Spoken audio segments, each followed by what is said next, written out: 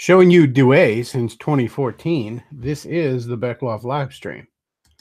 All right, so make sure it's going out okay on the old YouTubes here. I see Forney in the chat. Matt Forney says, "Why you up, nigga? You should be in bed like a proper neat."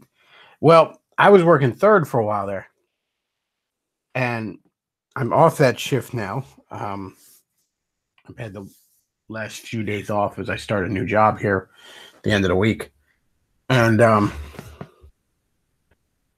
I've gotten myself completely flipped. I'm on. It's not second shift. It's like an anti-third shift. I don't know what you call it. I don't know what you normies refer to this as, but I fall asleep at like 8 or 9 right now and wake up at like 5. This fucking sucks. I feel like I'm 60. Not happy about it, but there it is. So I've accidentally become a morning person here these last few days. I'm really not happy about it. So let's talk, shall we? One thing I wanted to mention here. So I said on Gab a while back, I was referring to, and I talked about this on here, but I was referring to a Twitter exchange I saw. Someone brought it to my attention because I, of course, am not on the Twitter anymore, and you can't prove otherwise. But there was a Twitter exchange where somebody said, and I'm not going to go through it again. I mentioned it before, but so one of these alt-right fags says religious division is not what the movement needs. Save it until after we've won or lost the war. Now are doing this now is only going to worsen our chances. So all you atheists, Christians, and pagans, pull yourself together. Somebody responds to it, blood before religion, which is fucking retarded. So I was talking about this on Gab, and I put a little screen cap of it, and I said, see, this is why I can't get on board with these guys. They actually think I should value my race above my God. Yes, I can be friends with pagans, perhaps even good friends, and yes, I might find common cause with them on this or that political issue, but no, they're not my brothers. To which a gentleman on Gab responded, and his handle is Ekinson Prime, ENKISSON PRIME, for those of you playing at home. He responds, reality is not enough for Christians. Life has no meaning outside of the Yahweh storybook character, without whom they collapse into nihilism. The future existence of well-being of their, I guess he's saying species here, is comparatively unimportant to them. Sad. By the way, maybe I'm just an ignorant public school kid here, but he's spelling species like without an S at the end. SPECIE. And I thought, does that mean like subspecies? Is that what he's referring to? Like race? Is that what that means? Am I just ignorant? I've never seen this word before. So I did a quick search on the Bing because Google is evil. And the exact definition of that word, specie, is money in the form of coins rather than notes. At least according to my limited research here. So I'm going to think that he just misspelled species or something. I don't know. Again, I'm just an ignorant public school kid. Man, this guy is clearly, he's clearly watched a ton of Rick and Morty. His IQ is very high. It's probably giving him feelings of euphoria. So he may know something I don't. He may know something I don't. But I'm going to just assume he means species, that he's actually going too far down the fucking race realism rabbit hole, and he thinks whites and blacks are different species. Very distinct subspecies, but no, we are not different species. So yeah, that's his response. Reality is not enough for Christians. Life has no meaning outside of the Yahweh storybook character, without whom they collapse into nihilism. I got news for you. Anybody who's intellectually honest, if they believe there's no God, they collapse into nihilism. I mean, any kind of worldview, any kind of morality or philosophical system without a God is built on sand. Joined a little 7-Up this morning. I don't know why, but for some reason, I'm a big fan of 7-Up in the winter. Probably just as a kid, I seem to remember like a lot of A lot of family and shit would just have 7-Up, especially cherry 7-Up, like constantly during the Christmas season, just all over the fucking place for some reason. So I think it just, in my head, it just sort of becomes a winter drink. Um,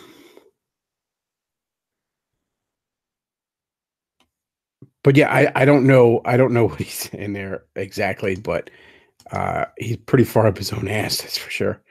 And I checked his timeline. It's all a bunch of like these Christians. They actually believe in their God more than their race. I mean, look, here's the thing. You can either think I'm right or wrong about how I view God. But if I'm right, and Christ is the Lord and Savior, and one third of the Trinity, God in flesh, then yeah, my allegiance to Him just obviously outweighs my allegiance to my race. It just obviously outweighs everything. Okay, yes, I put my faith above everything else, or at least I should. Don't get me wrong. I'm a fallen individual. There's plenty of times I'm putting things ahead of God. I shouldn't be though. And if I catch myself doing it, I try and knock it off. But we all engage in little idolatries here and there. That's that is the most universal sin of man. Um, Somebody had a really funny response to it. Darth Conundrum. He responds. He goes, "Wow, how much of the spice do I have to take to have such a profound understanding as this guy? He can see where others cannot." Oh wait, no, that's weed, and the space he can see is up his own ass.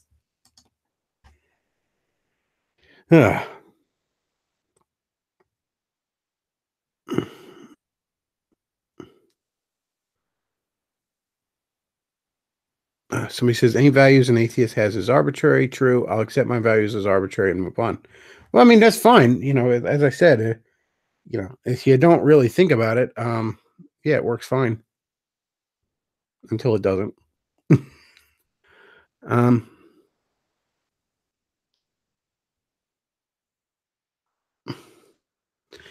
Matt Forney says Bechtloff Millennial Matt, I don't know who that is claiming that Millennial Woes and Lauren Southerns formed a secret Trad Thought Defense Force Skype group, then kicked him out for not defending Trad Thoughts enough. Is this going to be the alt right's fucking Kraut and Tea? That'd be fucking hilarious. Let's see. Going through here on the chat, see what's going on.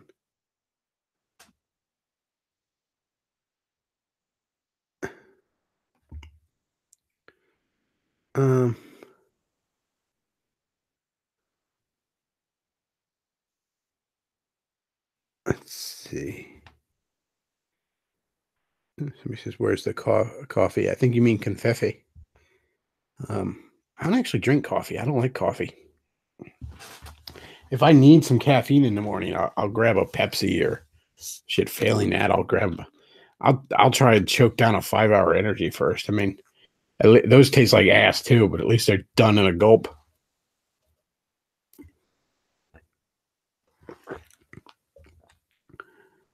So Forney says that's what Millennial Matt claims. I'm not passing judgment, but he's got screen caps. Well, in all fairness, screen caps can be pretty easily faked, but it still wouldn't surprise me.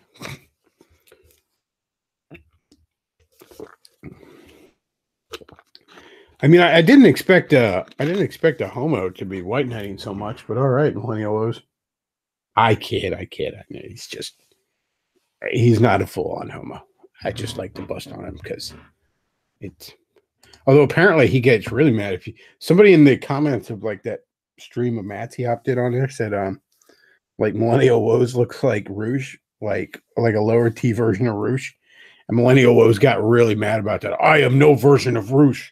All indignant and shit. It's like, you fucking wish you were Rouge. Yeah, I mean, seriously. Oh,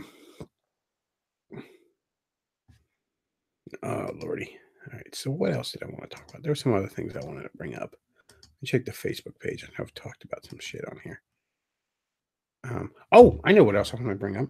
Everybody, let me check the date here. Make sure I got it right. Not leading you all astray. So it is now the 16th. The 27th, Saturday, January 27th. Mark your calendars there, bitches, because the Bechtloff Saturday Night Live stream is returning January 27th, regular Saturday Night Live stream, 8 p.m. Eastern Time. So mark your calendars there, bitches.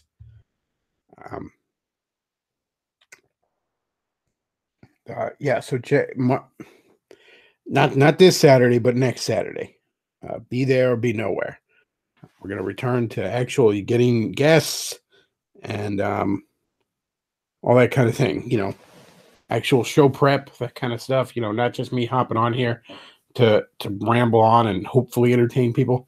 No, we're doing the actual big Saturday live stream once again. I'm going to try and wrangle some decent guests for the return show. Some particularly good guests. We'll see what I can do. I'm not going to promise anything there. All right, we'll see what I can do. But yeah, mark your calendars there, bitches. Like a glorious phoenix rising from the ashes, it has returned. So he says, my girlfriend just bought me a Nintendo Switch. Any suggestions for what games to get? The first two games I would suggest are Breath of the Wild and Mario Odyssey. Breath of the Wild alone, I mean, I've probably poured more than 20 hours in this fucking thing, and I've barely done any of the story so far. I've mostly just explored as much as I can. But yeah, I've gotten to I've gotten to a lot of places. I've kind of started a lot of sort of story missions and all. But mostly I've been exploring. This thing can entertain you for just hours and hours and hours on it. I highly recommend it. This is probably some of the most bang for your buck you're ever going to get out of a video game. Mario Odyssey, to a lesser extent, kind of the same deal. A lot of bang for your buck there. A lot of replay value. I got Mario Rabbids with my Switch. It was one of the ones I wrote down as get this with me for the person that was getting it for me for Christmas. And it's pretty damn good. It's better than it has any right to be. It's definitely worth checking out. What else? Bomberman R, I'm looking forward to getting on there. Mario Kart 8 Deluxe, I'm looking forward to getting on there. But Breath of the Wild, Odyssey, and Mario and Rabbids is all I have right now. But again, all three of them, fantastic. Yeah, that Doom, if you haven't already gotten the new Doom on another system, Doom's come out on the Switch, you'd get that. I'm looking forward to that. I haven't played it yet. You can download it. I'm looking forward to getting Sonic Mania as funds permit. I really can't justify dropping $20 on a game right now. I really got to watch my money right now. I was not getting barely any work at that last job. It's why I moved on from it. It was fucking awful. It's like, yeah, here's a full-time job, and it wasn't. I think, I in the last 2 weeks I worked like 3 days or something like that. It was awful. And then every day I had off was on call. So you can't even make that much real use of your time off because you gotta prepare your schedule around the fact that you might work, which being on third shift means you have to fucking try and sleep all day.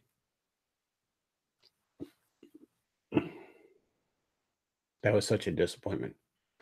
But thankfully, I'm moving on to an actual fucking full-time job with real hours. An actual schedule. That on-call shit was bullshit too. I gotta say, I'm not gonna name where I was working because I don't do that, but that was bullshit. Okay, because to be honest, as much as I was getting like no hours, by the same token, I didn't really have a proper day off in like the month I worked there. I had off for holidays because there was no work, and then I had on-call days. I didn't have an actual, this is your day off, do what you want with it. And I don't know, maybe I'm being picky here or something. Maybe I'm just being unreasonable, but to me, an on-call day is not the same as an off day. It's almost like the worst of both worlds because it's like, you more often than not, you end up not working. So you don't get paid, but you also have to plan around maybe working, so you can't really make all that much use of your time off, at least not as much as you could with a true day off. I mean, hell, the handful of days they did call me in when I was on call were actually days I really, really didn't want to work. Either there was a fucking snowstorm coming in the morning, it was over third shift, which was ugly fighting my way through, or I was sick, really sick that fucking day or something. Yeah, the only times they called me in on my on-call days were days I really wish they hadn't. It was a terrible. You know what? I can't even say it was a terrible schedule because I've worked at jobs that have rough schedules. It wasn't even a schedule. That's the other thing. You didn't even know what the fuck was going on until like the day before. On Fridays, they'd let you know for the whole weekend. But, you couldn't even get like 3 or 4 days fucking notice on what was going on. It was awful, man. I've worked jobs where they basically like own you with the schedule, but that's usually because you're working tons of overtime and at least you're making money then. It's like the worst of both worlds. I was fucking broke and I couldn't, my time wasn't mine.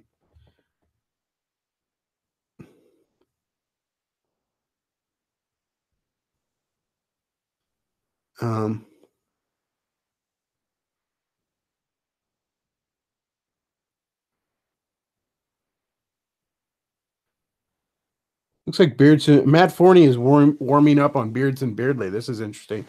And in all fairness, I don't know anything about him other than my interaction with him on stream, which was one of the most unpleasant interactions I've ever had on stream. But you need to get Beardson Beerley for the Saturday stream. He is trained in Aristotelian rhetoric and understands the finer points of logical debate like no one else. Somebody says the corner of the internet he comes from is all about Bance and being retarded. Beardson even calls himself retarded. This is Forney saying this, by the way. Still think he's dumb, but he admits but I'll admit that he's sometimes funny. I may be retarded, but when it comes to hating women, I'm a fucking visionary. Beardson barely. I don't know. Maybe, it was one interaction, really. Perhaps I misjudged him. I don't know. If he wants to reach out to me, I don't know. I don't particularly feel like I'm not sure I particularly feel like reaching out to him. We'll see though. It would actually be funny to see Forney and Beardson get on a stream together and actually not be fucking screaming at each other. You're fat. You're an SGW with cum on your beard. And I'm just sitting there like, the fuck is my life? What is it? I honestly, I was so disgusted with the whole fucking thing. I can't even say, it wasn't like I was like, this was terrible. It was just, I was so I don't know how to describe what I felt, but the next day I'm like, do I even want to do this shit anymore?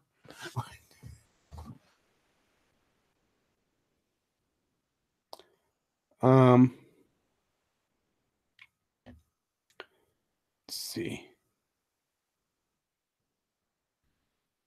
Let's see.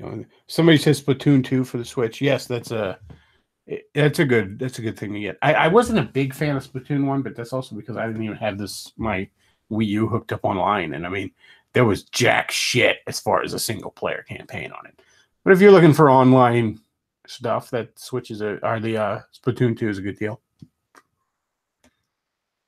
They're also bringing a ton of. They brought a lot of fucking Wii U games to the Switch. They brought Mario Kart 8. They're bringing Donkey Kong Tropical Freeze with some added features. I wouldn't mind seeing them bringing Mario Maker or Mario 3D World, especially. That I'd really like to see. Because I'm pretty sure my Switch is like half fucking broken anyway, so I'm probably getting rid of it.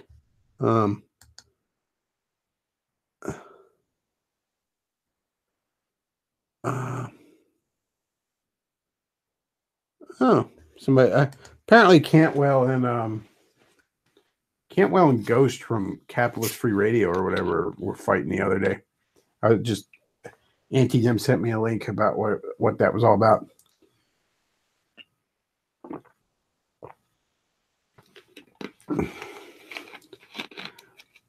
Or Free Capitalist Radio, I guess it is.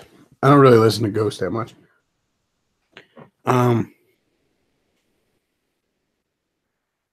see. Somebody says it. Yeah, Donkey Kong Tropical Freeze, and there's like, it's basically easy mode, but I have to admit it does look fun. You can play as Funky in it, like Funky Kong, and he just owns ass. Like he can just, um. So it, you could say, oh, it's the easy mode. It's for like I don't care. It looks like fun. I like Tropical Freeze, but it, a lot, as with all the good Donkey Kong Country games, it can be quite the ball buster. I think Tropical Freeze is a bit more better balanced than say Returns was, but had a bit of a better difficulty curve. That's one of the problems I had with the Donkey Kong Country games, is I've always found the difficulty curve was not like Donkey Kong Country 1, like the first like map section in the first sub world, I guess. I have no problem through almost any of those levels. And then you get to like World 2 and it's the fucking minecart shit. And I just feel like it's not even that I can't get through it. It's that this is like such a weird difficulty spike from one world to another. This doesn't feel like a real difficulty curve. And a good difficulty curve, you should almost not even feel it. You know, you should just be naturally easing into it where, after, halfway through the game, you're doing stuff you couldn't have imagined, at the beginning is a good difficulty curve.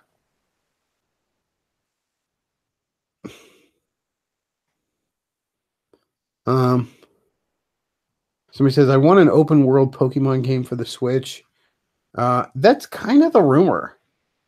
The rumor is that I'm not sure if they even announced that a Pokemon game was coming to the console, but that's sort of been the rumor that's what's going to happen. I don't believe there's been a proper Pokemon game on consoles ever, only on the handhelds. I mean, there's been Pokemon like spin-off games, like fighting, like Tournament Fighters, or the fucking back on the N64, like the photography game and shit like that. But I don't think there's been a proper Pokemon game on consoles, as far as I know. And I'm not an expert on Pokemon. I know I use the Bulbasaur as because I identify as the Bulbasaur, obviously. But, Gen 1 is basically the only stuff I really play. And Sun. I recently played Sun, and I did enjoy it. But yeah, if it's anything between those, I don't fucking know. You'd be asking me about like Ruby and Sapphire or Black and White or something.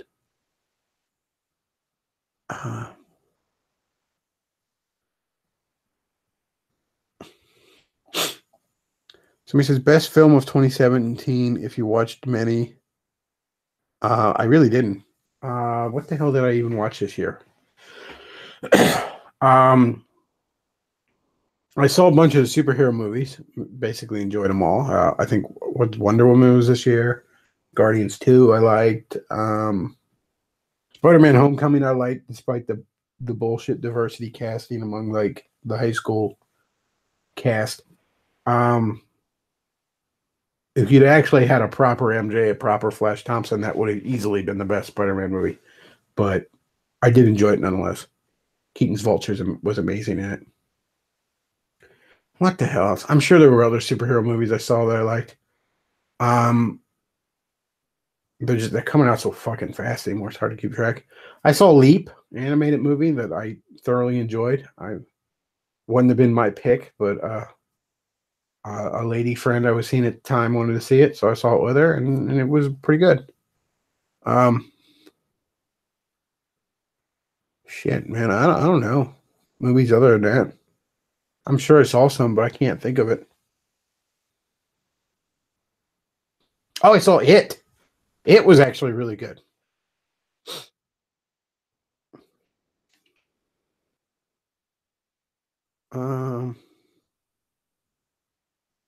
Yeah, it was surprisingly good. Pardon me.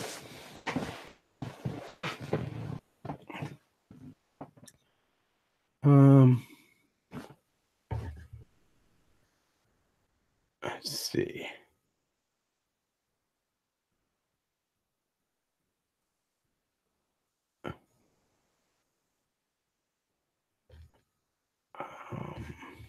Chat, didn't see anything.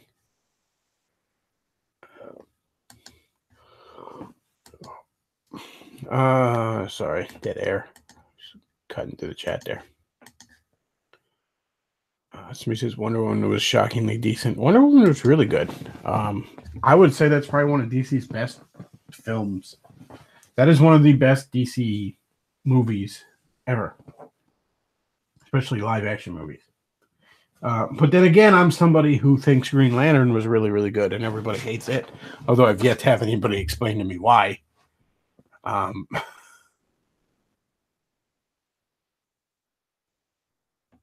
What else we got going on this week? Oh, it's an interesting story. Millennials watching Friends on Netflix are shocked at how problematic it is. Friends, the show that had a fucking dyke wedding in season 1. Back in the 90s, when gay marriage wasn't legal like anywhere. It's homophobic and transphobic and shit like that. Nothing is ever good enough for the current year. Yesterday's liberals aren't good enough. They get the bullet.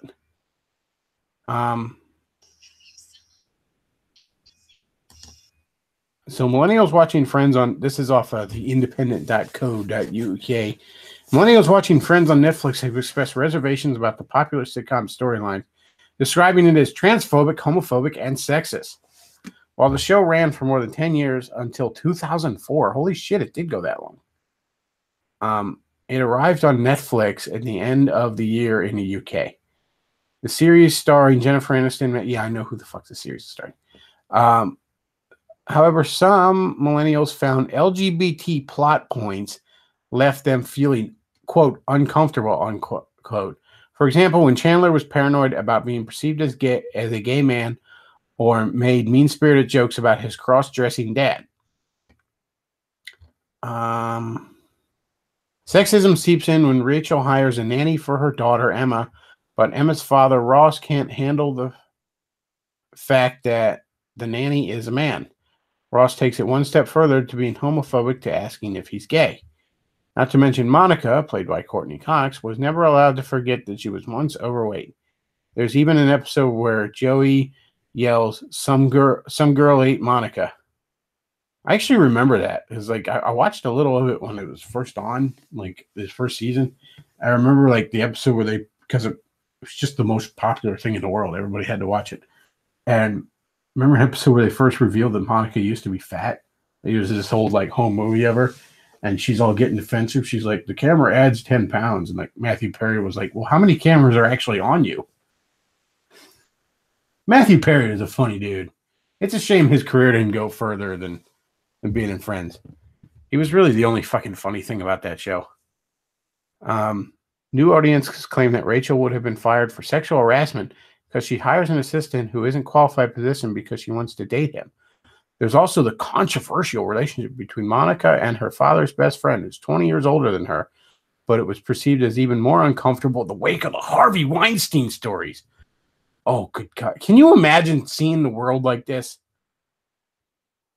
I mean, let's be real. Friends pushed a lot of fucking shitbag degeneracy. There was a fucking dyke, the dyke wedding early on. The whole show starts because the Rachel chick runs out of her fucking wedding on her wedding day. She's when she's supposed to say I do, she runs out of the fucking building. That's psychotic fucking behavior. And what the hell else? Oh, yeah, Chandler's dad was a fucking cross-dresser, a drag queen. Fucking Rachel was one of them was a single mom at one point. I think it was Rachel. Although I think that actually happened because the actress got pregnant. It was one of those cases where they had to write it into the show because the actress got pregnant because, which, as I've said before, I don't think actresses should be allowed to have that happen. If they sign on to a movie series or a TV show, they should sign contracts saying they won't let that happen. That's my take on it because, you can't just be showing up to the fucking set pregnant any more than Chris Evans can show up to the next Captain America movie with a big beer gut. Okay, your body is not yours anymore. You signed on to play this character. Oh, but I want to have a baby. Well, instead you got to be a millionaire. Okay, you picked one. This is the one you picked. Fucking deal with it. Sometimes when you pick one, when you open one door in life, sometimes the other closes. All right. The article ends with Friends may be one of people's favorite series, but that doesn't mean it isn't problematic in 2018 in the current year. The current fucking year. And this show from 20 years ago dares to not be in line with the current fucking year. Holy shit, dude. Can you imagine just seeing the world like that? And don't get me wrong, I gotta be honest. Some of y'all fuckers on the alt right, you fall into this, where everything is you can't fucking turn it off once in a while and have a little bit of fun. And I kind of pity you like that, where it's like, and don't get me wrong, I know sometimes this stuff's being shoved down your throat, but some of you are looking for reasons to be mad about things.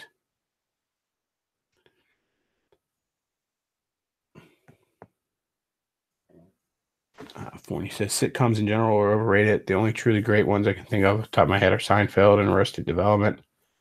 I don't know. I never cared for Arrested Development, if I'm being honest with you. Yeah. I think that, like, because I watched a little like season 1 Friends when it was on, and then like stopped watching it. And I mean, I was like 12 or something when it came out, or 11 or some shit. But whatever, it was on. You watched it. It beats watching all the fucking Nig-Nog shows like Martin at the time. But like the stuff with like Chandler and Joey just like hanging out, doing like guy stuff and shit, that stuff was funny as hell. And Matthew Perry's fucking funny. That guy just had great comedic timing. It's a shame he never really broke out. But yeah, it wasn't a particularly good show.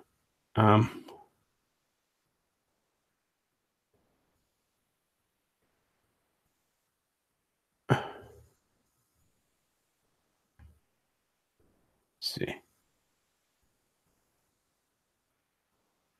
Somebody asked, "Do you know Dewey?" Yes, I know Dewey. But yeah, I can't imagine just coming to approaching the fucking world like the way these people do. You know, this show, like, I bet you they could go back and watch like fucking Will and Grace from the 90s and find it homophobic. You know,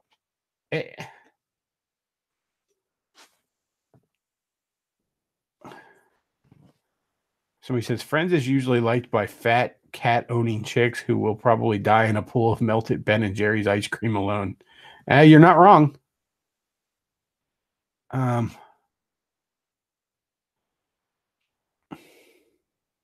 The fucking the fucking current year.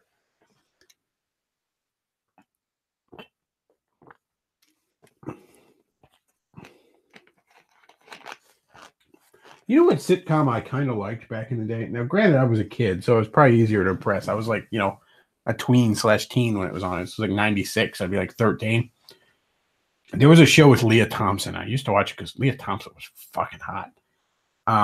Where she played like, it was called Caroline in the City, and she played like an artist who did like a Sunday comic strip that was basically like, if you've ever heard of the comic strip Kathy, where it was some fucking cat lady, it was basically like that. In fact, they referenced Kathy in the show as being her nemesis, like the artist that did Kathy. But she does this comic strip, and she actually got successful enough where she hires somebody to be her colorist, and it's this like really stuck up fucking artist, actual real artist he's starving. He's the quintessential starving artist.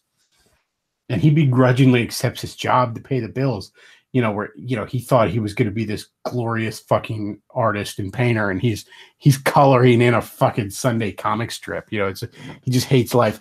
And I think if the show went on, those two were supposed to hook up. They had sort of a thing going on. But I actually remember that show being funny as hell. Now, again, I only watched it because fucking Leah Thompson was hot as shit. And I'm like, well, I'd give it a shot. But I found myself kind of liking the artist character. Like, he was sort of an asshole, but he was also kind of likable because everybody around him was a fucking moron. And the one episode that sticks out to me is they like the Caroline comic strip was going to have a cereal made out of it, and like she gets a box of the cereal early, and it's going to go on shelves and all, and it being a sitcom in the '90s, they couldn't outright say it, but the little corn puff pieces all looked like vaginas, like by accident. And I remember there's the one scene where the guy holds up a bowl of cereal and he's like teasing her about it. And he blows like a napkin over it. He goes, "Who am I? Marilyn Monroe." I'm sure if I watched it now, it would be lame as shit. Because again, I was probably much easier to make me laugh at like 13. But again, I watched the show. I started watching the show because fucking Leah Thompson was in it. I'd watch it.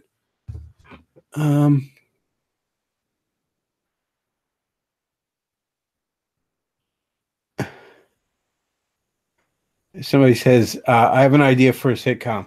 You take the film 12 Years a Slave and cut it into different shows, and it's the same thing, but it has a laugh track over it.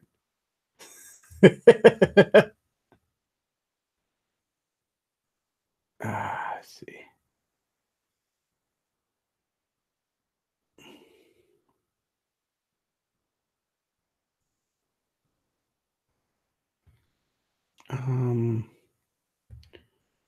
Did anyone ever here see Dabney Coleman in Buffalo Bill? I'm not sure what that's referring to.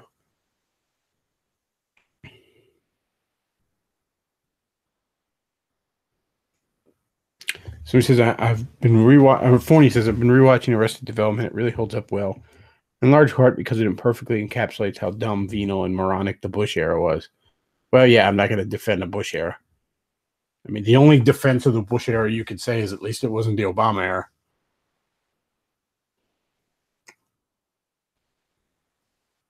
So he said, I really prefer classic sitcoms like Gilligan's Island before all the gays and trans people took over TV. Oh, yeah, TV now is dreadful.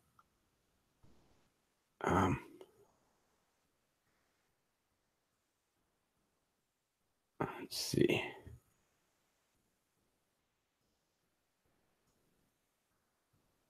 I'd say back in the 90s, sitcoms were decent. I mean, there was obviously a huge fucking glut of them. And, I was like, young teenager, watching a lot of these, so it's probably easier to make me laugh. And like I said, I usually would catch whatever the fuck sitcoms are on NBC because it was either that or the fucking Knick-Nog Hour over on Fox. I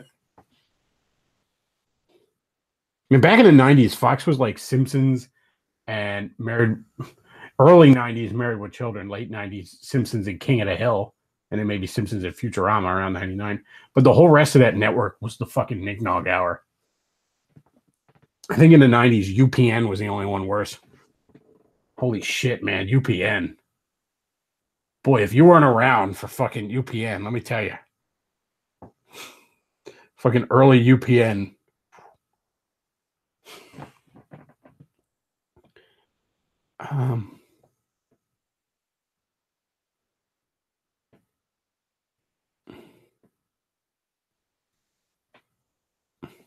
So he says, the main thing I can't stand about sitcoms is the laugh track. I hate them. I think part of the reason is why Arrested Development is part of the reason I like Arrested Development is because it didn't have a laugh track. In all fairness, I think that's just some sort of weird tradition thing. Because, like, I mean, sitcoms used to have fucking actual audiences that would laugh at them.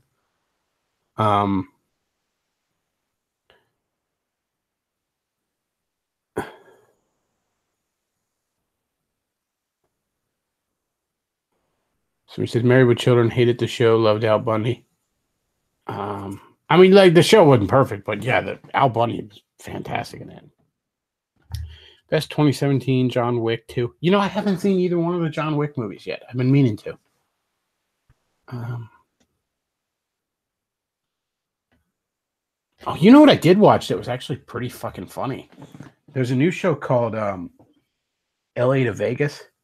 It's got that guy Dylan McDermott. He used to be in the show The Practice, like a lawyer drama back in the late 90s, early 2000s.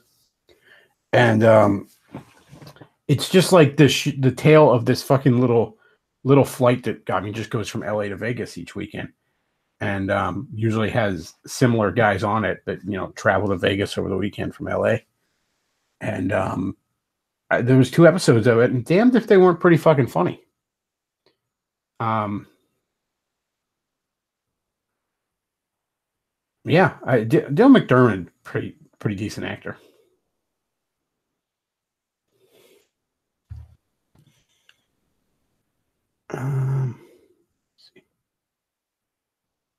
He says even the Flintstones had a laugh track. The Monkees had a season without a laugh track. It felt weird. I never really. I watched a lot of older sitcoms when I was a kid. There'd be reruns and shit, but I think I only caught like maybe an episode or 2 of the Monkees and found it just unwatchable.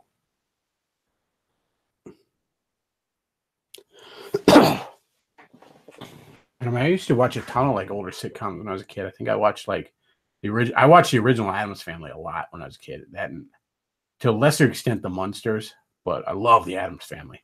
I loved the 60s Batman too when I was a kid. I used to catch those whenever I could.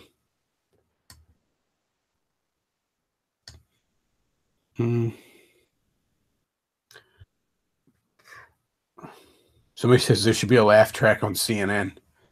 Yeah, CNN needs a laugh track. Get on Twitter, hashtag get CNN a laugh track. In fact, anybody that's good at editing, that should be a project right there. Take some CNN clips and add a laugh track.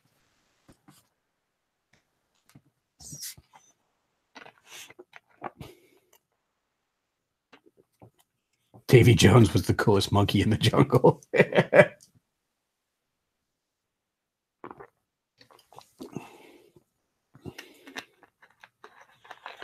Oh, Lordy. Let's see. How long have we been going on? We'll wrap this up soon.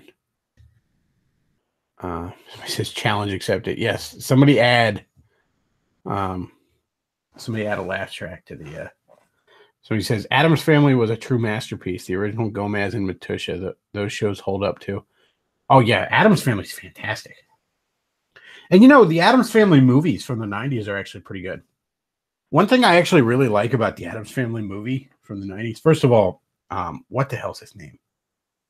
I'm blanking on the guy's name. He also played M. Bison in Street Fighter. Well, you know what I'm talking about. The guy that played Gomez. I'm blanking on his name. Forgive me. Anyways, he was fantastic in that role. He was absolutely amazing in that role. But the thing that's really good about Raul Julia, thank you. Blanking on that name.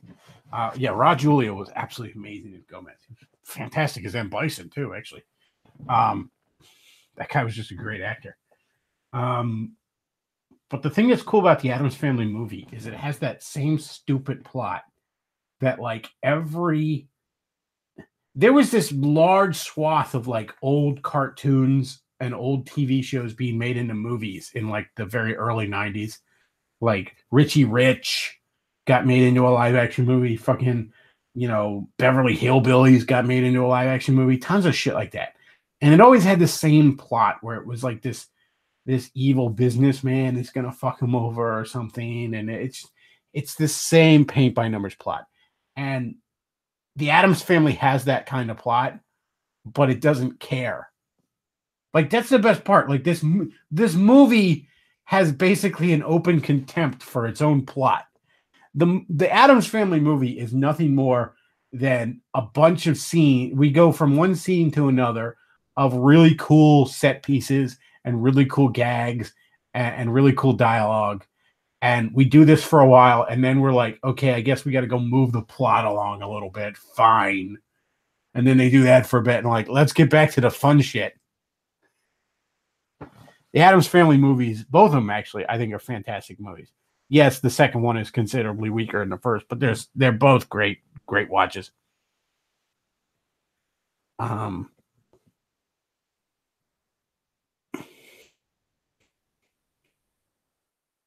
So he says, I wish Luke was on so I could thank him for recommending Coco. That was an amazing movie. Yeah, I think I'll check that movie out too. Pixar usually does great stuff. Bechtloff, do you think the comic book movie bubble will bust?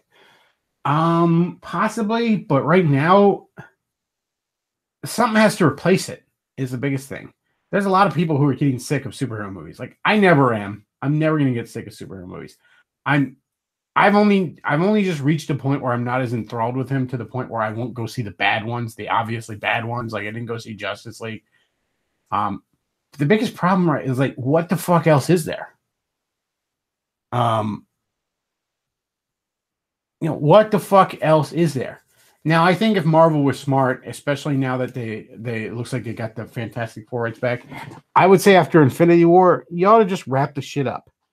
Just wrap up your movies, wrap up the Marvel Cinematic Universe, let it sit for a while, and then a couple years later, you come back with a rebooted version where you can just have Fantastic Four, X-Men, and Avengers all in the same universe and go from there.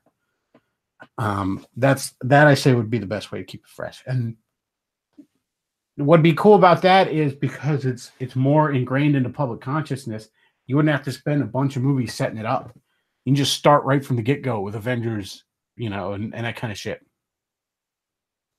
But the biggest thing keeping it from bursting right now is that Hollywood has nothing else. Okay? Hollywood is pretty creatively bankrupt right now. If it's not based on some pre-existing source material or rebooting something old, and don't get me wrong, there's nothing wrong with that. Adaptations and reboots are fine. But Hollywood has nothing original. They just don't. They got nothing. So yeah, and don't get me wrong, I think what's going to just happen is, Hollywood just can continue to shrink and shrink and shrink with superhero movies. While they will keep shrinking, they'll probably continue to be the only thing that makes fucking money for at least a couple more years. And Star Wars will forever make money because Star Wars fans have no fucking standards. I mean, as much as they're all bitching about, episode 8 was so horrible, they'll go fucking see episode 9. Don't bullshit me. Star Wars has fallen all the way to Star Wars fans only see it once now. So he says Hollywood desperately needs new talent. Well, yeah, but they can't when, the entire industry is nothing but fucking feminist witch hunts and SJW horse shit. It's not going to happen.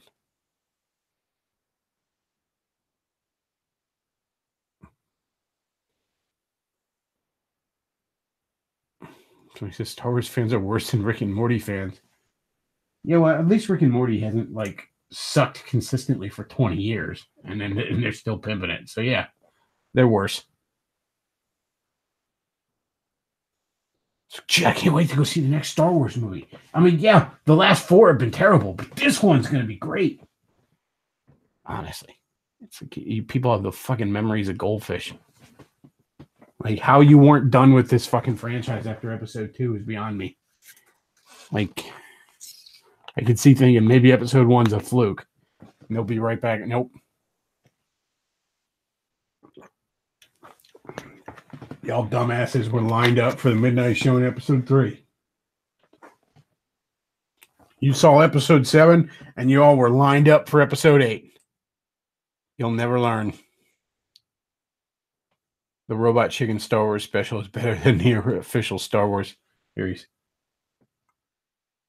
Shit, at this point, I'm about ready to say the Family Guy Star Wars stuff is some of the best Star Wars stuff.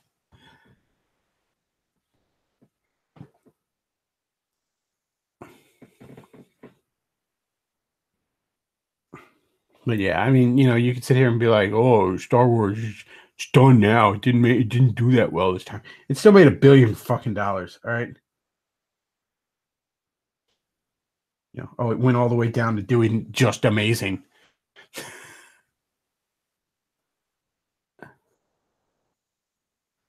Oh, man.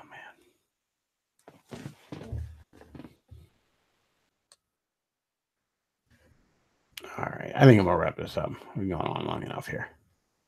Just shy of an hour.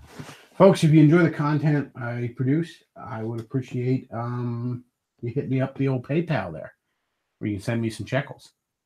One-time donations on the PayPal, or if you want to become a regular contributor, you can hit me up on the Patreon there. And also, if you want to sponsor these streams, get in touch with me. Sponsoring rates are very reasonable, and I'm easy enough to get in touch with. I'm on the Gab, I'm on the Facebook, the Bechtloff on both those places. Or you can message me on the Skype, the Bechtloff on there.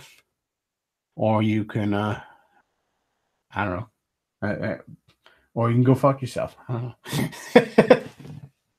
But seriously, if you want to sponsor, let me know. If you want to do a sponsored stream, let me know. And, PayPal, Patreon, all that good stuff helps me keep doing what I'm doing. Certainly use it this week. And, yeah, that's all we got for right now, folks. I want to thank you all for listening. Bechtloff out.